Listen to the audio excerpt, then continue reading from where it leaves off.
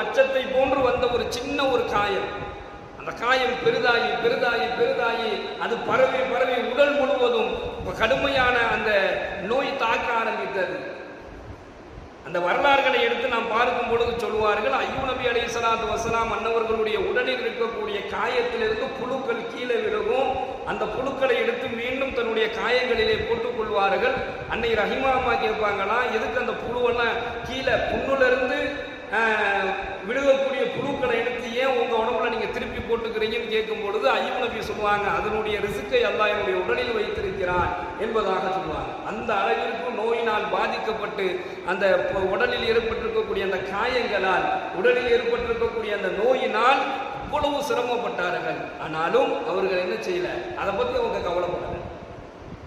அப்போ இறையச்சவாதிகள் அல்லாஹ் யாருக்கு அருளை வழங்கினானோ அந்த அருளை பெற்றவர்கள், அல்லாஹ்வுடைய ரஹ்மத்தை பெற்றவர்களுக்கு நெருக்கடி சோதனைகள் எல்லாம் வந்தாலும் அது அவங்களுக்கு பெருசா தெரியாது. யாருக்கு அல்லாஹ் தன்னுடைய அருளை வழங்கலையோ, யாருக்கு அல்லாஹ் கருணை காட்டலையோ, தன்னுடைய ரஹ்மத்தை கொடுக்கலையோ, அவருக்கு சின்னதா ஒரு பிரச்சனை வந்தாலும் நினைக்கிறார், சின்னதா ஒரு பிரச்சனை வந்தாலும் பயந்து போயிடுவார்.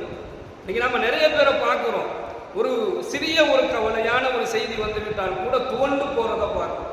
அது பொருளாதார நெருக்கடியா இருக்கட்டும், குடும்ப பிரச்சனையா இருக்கட்டும், தொழில் பிரச்சனையாக இருக்கட்டும், உடலில் இருக்கக்கூடிய நோயினுடைய பிரச்சனையாக இருக்கட்டும். சில பேர்லாம் அவங்க உடம்புல நோய் இருக்குன்னு தெரிஞ்சிட்டாலே அந்த நோயை நினைச்சு அவர் இன்னும் பெரும் நிறைய நோய் அவர் வாங்கிக்குவார்.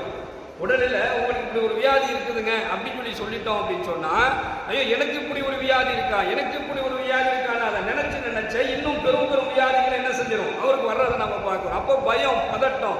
அதே போன்று பொருளாதார நெருக்கடி வந்துருச்சு, நான் என்ன செய்ய போறேன்னு தெரியலையே, என் காசு பணம் எல்லாம் இப்படி ஆகி போயிடுச்சு, என் தொழில் இப்படி போயிடுச்சு, நான் என்ன செய்ய போறேன், கூடிய பயம் வந்துடும்.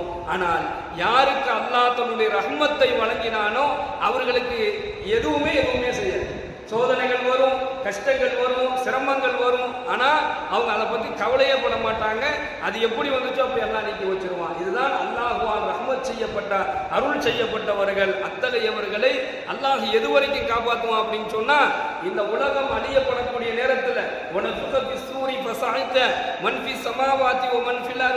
சூறு ஊதப்படும் பொழுது வானத்தில் இருப்பவர்கள் பூமியில் இருப்பவர்கள் எல்லாம் மூச்சு இழந்து மதியிழந்து போகக்கூடிய இந்த நேரத்தில் கூட இல்லா மன்ஷா அல்லாஹ் சில தான் நாடியவர்களை அல்லாஹ் காப்பாற்றுவானே, அந்த நாடியவர்களாக அல்லாஹ்வுடைய ரஹ்மத்தை பெற்றவர்கள் இருப்பார்கள். அல்லாஹ் அத்தகைய கூட்டத்தில் நம்மை அல்லாஹ் ஆக்கி வைப்பானாக.